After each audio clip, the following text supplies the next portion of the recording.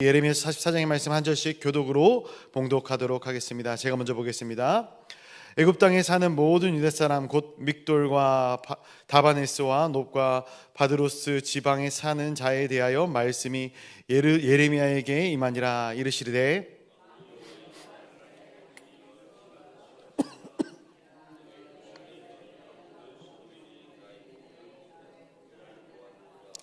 보라, 오늘 그것들이 황무지가 되었고 사는 사람이 없나니 이는 그들이 자기나 너희나 너희 조상들이 알지 못하는 다른 신들에게 나아가 분향하여 섬겨서 나의 노여움을 일으킨 악행으로 말미암음이라.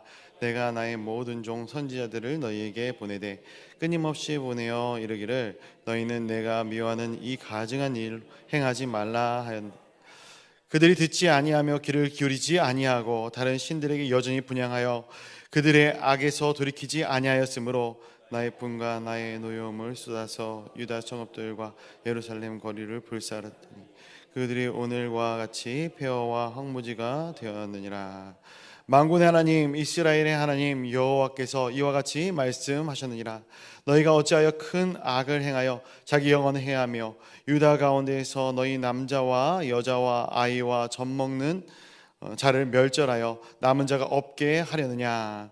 어찌하여 너희가 너희 손으로 만든 것으로 나의 노여움을 일으켜 너희가 가서 머물러 사는 애굽 땅에서 다른 신들에게 분향함으로 끊어버림을 당하여 세계 여러 나라 가운데에서 저주와 수치거리가 되고자 하느냐. 너희가 유다 땅과 예루살렘 거리에서 행한 너희 조상들의 악행과 유다 왕들의 악행과 왕비들의 악행과 너희의 악행과 너희 아내들의 악행을 잊었느냐. 그들이 오늘까지 겸손하지 아니하며 두려워하지도 아니하고 내가 너희와 너희 조상들 앞에 세운 나의 율법과 나의 법규를 지켜 행하지 아니하니 그러므로 만군의 여호와 이스라엘의 하나님께서 이와 같이 말씀하시니라. 보라, 내가 얼굴을 너희에게로 향하여 환난을 내리고 온 유다를 끊어버릴 것이며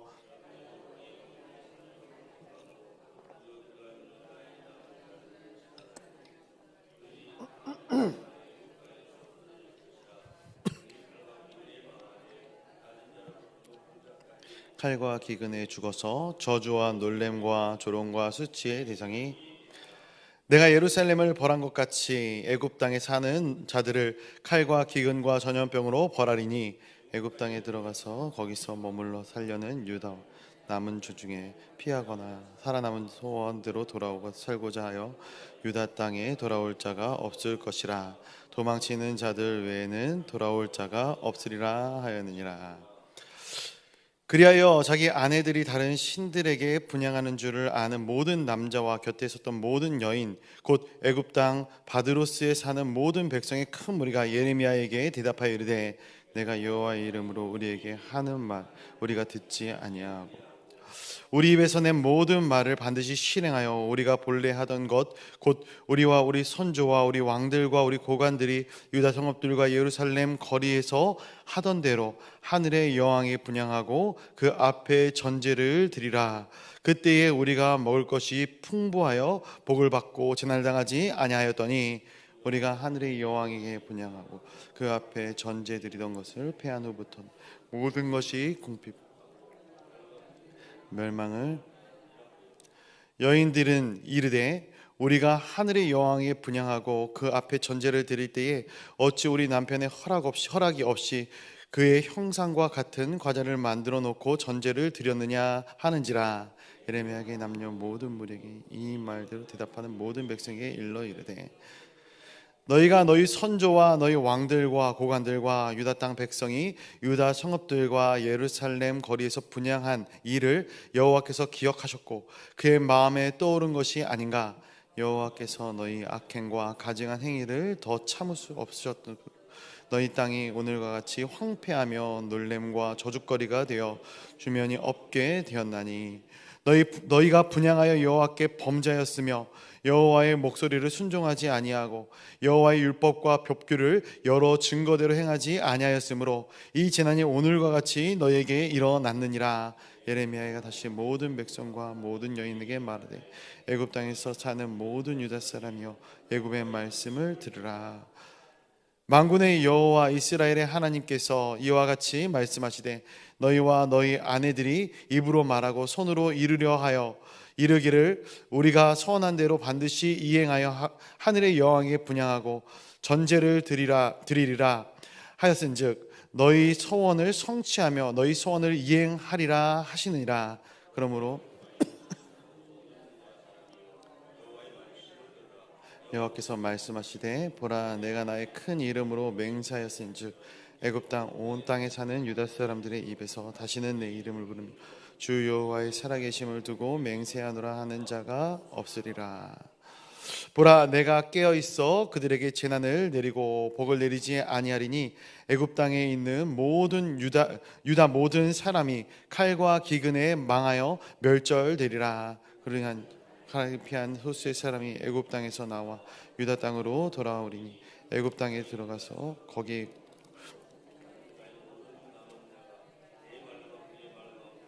누구의 말이 진리인지 알리라. 여호와의 말씀이니라. 내가 이곳에서 너희를 벌할 표징이 이것이라. 내가 너희에게 재난을 내리리라 한 말이 반드시 이루어질 것을 그것으로 알게 하리라. 보라 내가 유다 시드기야 왕을 그의 원수 곧 그의 생명을 찾는 바벨론의 느부갓네살 왕의 손에 넘긴 것 같이 애굽의 바오 호브라 왕을 그 원수 곧 그의 생명을 찾는 자들의 손에 넘겨주리라. 여호와께서 이와 같이 말씀하셨느니라. 아멘. 오늘도 이 새벽에 하나님의 거룩한 존전으로 달려나와 하나님을 찬양하고 예배하는 우리 사랑하는 동광의 모든 성도님들을 진심으로 축복합니다. 오늘 하루도 주님의 은혜 가운데 풍성한 삶을 누리시는 우리 모든 성도님들이 되시기를 간절히 소망합니다. 우리가 계속해서 예레미야서를 통해서 말씀을 나누고 있습니다. 특별히 오늘 본문을 보게 되면은 애굽 땅으로 들어간 이스라엘 백성이 여러 곳으로 흩어져 사는 모습을 보게 되는데요. 특별히 1절에 보니까 다베네스로 들어간 이스라엘의 남은 자들, 이 사람들은 어떤 사람들이냐면은 하나님께서 바벨론에게 이스라엘을 망하게 하신 후에 바벨론에 끌려가지 않고 이스라엘에게 남아있던 이 남은 자들, 이 남은 자들이 그 남겨준 자리를 떠나서 애굽 땅으로 들어갔다라는 것입니다. 이것 자체가 하나님의 뜻을 거스르고 있는 것이죠. 또 그들이 이 다베네스로 들어가서 곳곳으로 흩어져 사는 모습들이 말씀 가운데 기록되고 있는데요. 우리 1절 말씀 한번 같이 보도록 하겠습니다. 1절입니다. 시작. 애굽 땅에 사는 모든 유다 사람 곧 믹돌과 다바네스와 놋과 바드로스 지방에 사는 자에 대하여 말씀이 예레미야에게 임하니라. 이르시되 아멘. 이렇게 흩어져 사는 사람에게까지 오늘 말씀이 임했다라는 것이죠. 그렇다면은 예레미야에게 임한 이 말씀과 흩어져 사는 사람에게 말씀이 임했다라는 것, 이것을 통해서 우리가 알 수 있는 것이 하나 있습니다. 무엇이냐면은 이 예레미야 선지자가 이 한 곳에 머물렀던 것이 아니라 곳곳을 두루 돌아다니면서 하나님의 말씀을 선포했다라는 것이에요. 특별히 남겨진 자들에게 하나님의 말씀이 어떻게 보면 들리지 않는 그러한 자들에게까지 가서 하나님의 소명을 이 예레미야는 감당하고 있다라는 것이죠. 우리가 계속해서 예레미야서를 묵상하고 있습니다. 이 예레미야서는 우리가 본 것처럼 하나님께서 하신 말씀을 예레미야가 대언하는 식으로 기록이 되어져 있습니다. 그런데 계속해서 말씀을 묵상하면서 우리가 하루하루 설교를 들어가면서 느끼시겠지만 이 예레미야서에서는 복잡한 말씀이 그렇게 있지 않아요. 되게 심플한 말씀들이 계속해서 이어집니다. 왜냐하면 이 동일한 말씀들이 반복되어지고 있거든요. 하나님께서는 이 말씀을 통해서 예레미야에게 이리 갔다 저리 갔다 하는 말씀을 전하시는 것이 아니에요. 물론 다른 선지서들도 마찬가지겠죠. 어떻게 보면은 녹음기를 틀어놔도 될 정도로 반복적인 말씀들을 하나님께서는 반복적으로 이스라엘 백성들에게 선지자들을 통해서 해주고 계신 것이죠. 그렇다면 하나님께서 왜 같은 말씀을 반복하시겠습니까? 솔직히 우리는 좋은 이야기를 들을 때도 이렇게 반복해서 이 이야기를 듣게 된다면 그렇게 썩 기분이 좋지 않습니다. 근데 반복적으로 안 좋은 얘기들, 부정적인 이야기들을 한다. 이건 더 기분이 나쁜 것이죠. 이것을 잔소리라 이야기를 합니다. 저도 어려서부터 잔소리를 많이 들으며 자랐거든요. 공부 좀 해라, 옷 좀 잘 개놔라, 좀 일찍 들어와라. 어떻게 보면은 하루에도 수도 없이 이러한 이야기를 부모님으로부터 듣습니다. 그리고 그 말 끝에는 어떠한 이 수식이 붙냐, 이 모든 게 다 널 위한 거다라는 것이죠. 사랑하는 성도 여러분, 누가 반복적으로 남에게 안 좋은 소리를 하겠습니까? 솔직히 남에게 좋지 않은 소리를 하는 이 사람도 굉장히 큰 스트레스일 거라 생각을 합니다. 그런데 그럼에도 불구하고 이렇게 반복적으로 이런 이야기들을 한다. 무엇이 바탕이 되는 것인가?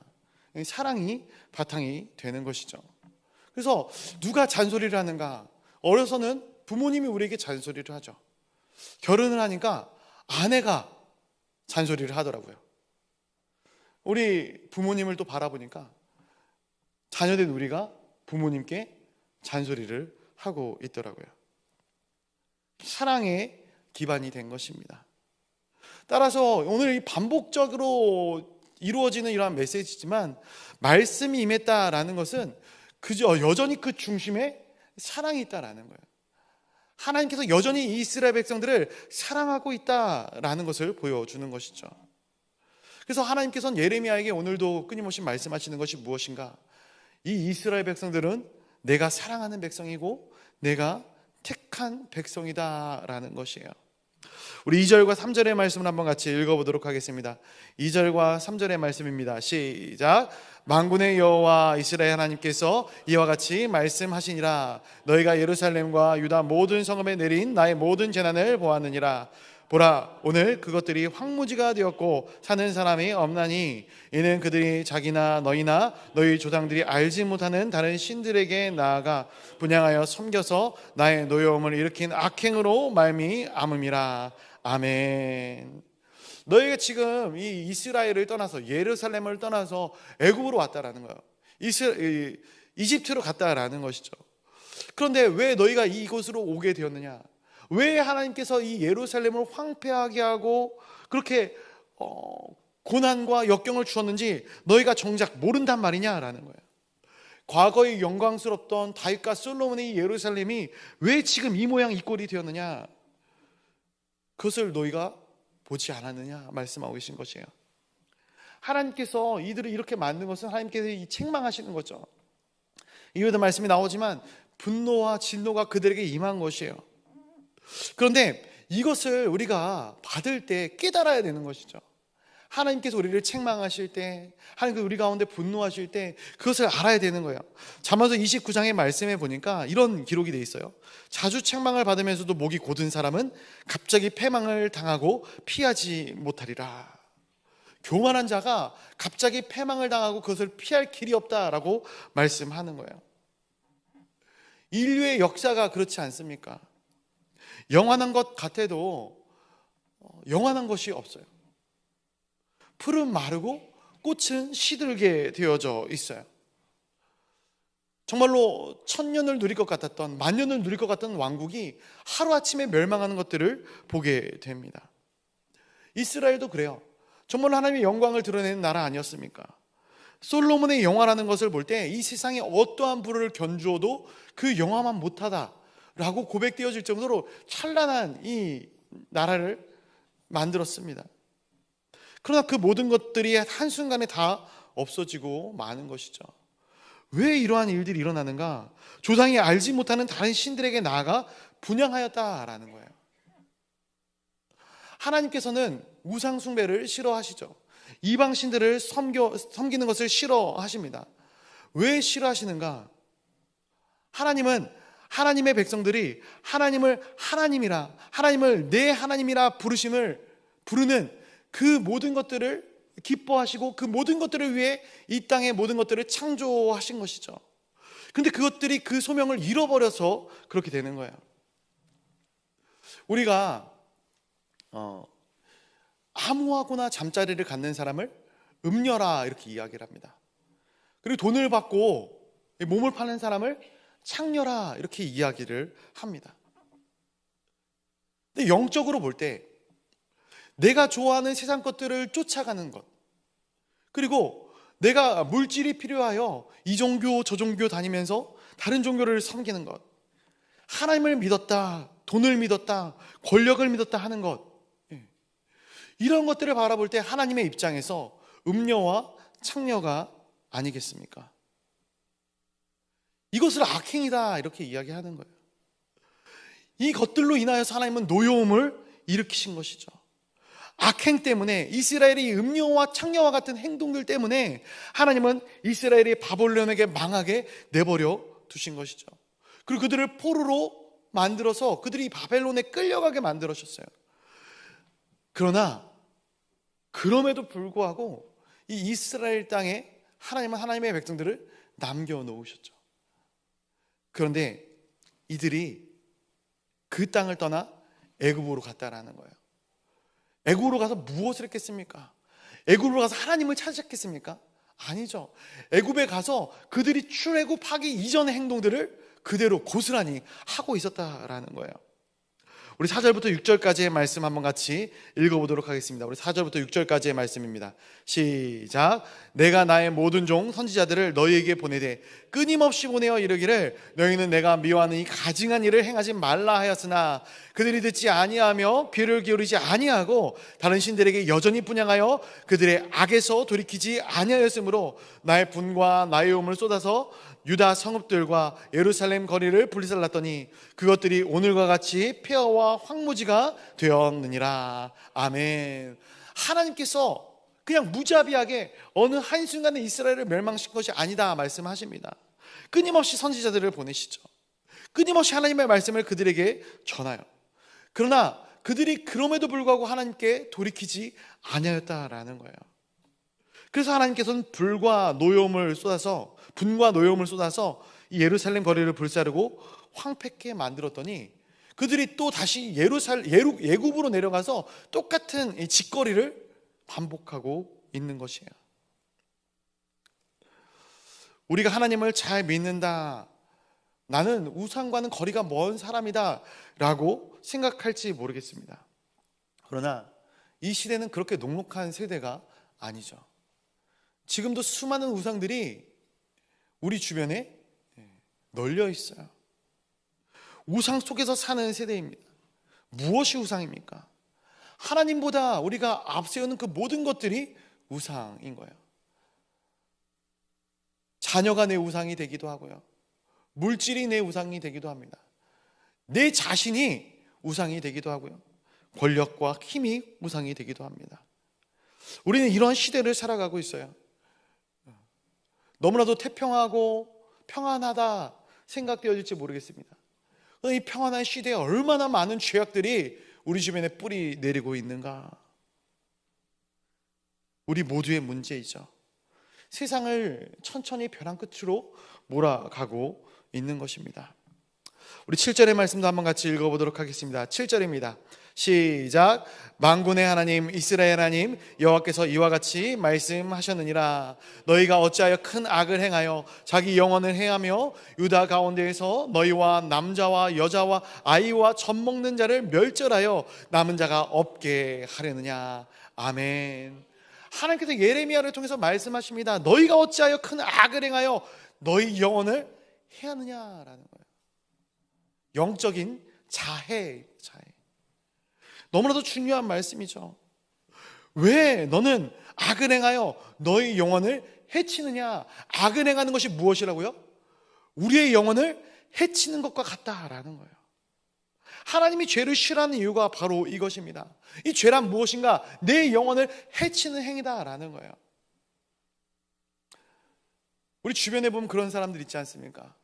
자해하는 사람들, 칼로 내 손목을 긋고 바닥을 머리로 찍고 막 손으로 자기 자신을 해하는 사람들, 그런 사람들을 보면은 정상적으로 보입니까?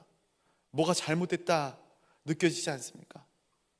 근데 우리가 영적으로 그렇게 행하고 있다라는 거예요. 죄를 범함으로 말미암아 내 손목을 긋고 내 머리를 땅에 찍고 내 자신을 내가 두들겨 패고 있다라는 거예요. 죽음을 향해 가는 것이죠. 이것이 내 육신이 아니라 우리의 영의 그러한 일들을 행하고 있다라는 거예요. 그럼 우상이 무엇이에요? 우리가 자해할 때 쓰는 도구가 아니겠습니까? 우상이라는 칼로 내 몸을 찌르는 것이죠.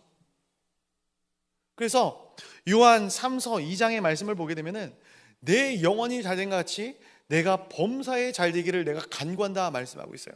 무엇이 먼저 잘 돼야 된다라는 거예요. 몸이 먼저가 아니라 내 영이 먼저라 하는 거예요. 영혼이 잘 되는 것이 신앙의 길이에요. 우리가 매일 운동을 하고 몸을 만들고 몸을 키우는 중요하죠. 그런데 내 영혼이 바로 세워져 있지 않으면 건강한 몸을 가지고 무엇을 하겠는가? 죄악된 길로 가는 것이죠.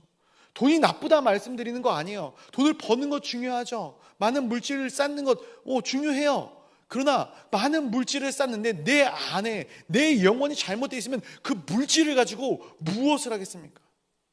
범죄하는 것이죠. 세상적인 유익과 쾌락을 쫓아 그 물질을 쓰는 것 아니겠습니까? 그래서 우리가 말씀 앞으로 나오는 까닭, 우리가 하나님의 존존으로 달려 나오는 까닭은 무엇인가? 우리의 영혼이 잘 되기 위해서입니다. 이 새벽에 우리가 이 절에 나와 기도하는 까닭도 그것이고요.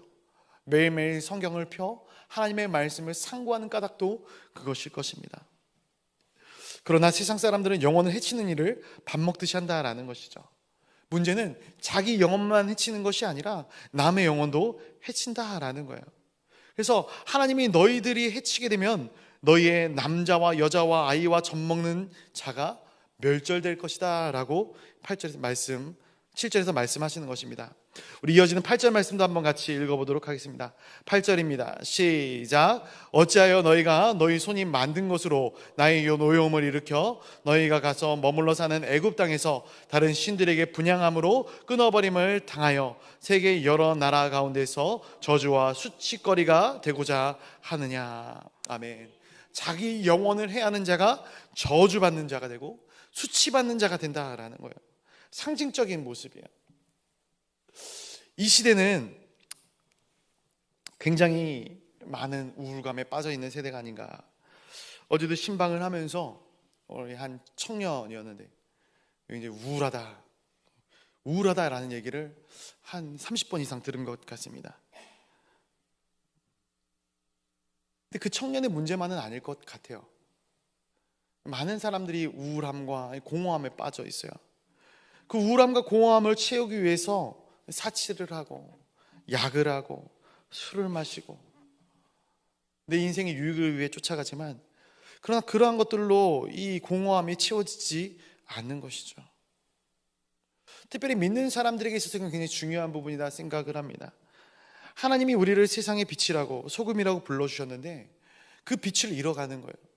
그 맛을 잃어가는 거예요. 세상 사람들과 똑같이 빛 잃은, 맛을 잃은 그러한 삶을 살아가게 되는 것이죠. 결국 아무짝에도 쓸모없어 땅에 버림을 받는 그러한 위치에 있는 것이 이 시대의 크리스천들이 아닌가 생각을 해보게 됩니다. 그러나 우리가 그 맛을 회복하면, 그 빛을 회복하면 어둠 가운데 있던 이 사람들이 우리에게로 나오게 되는 것이죠. 우리의 역할이 무엇인가?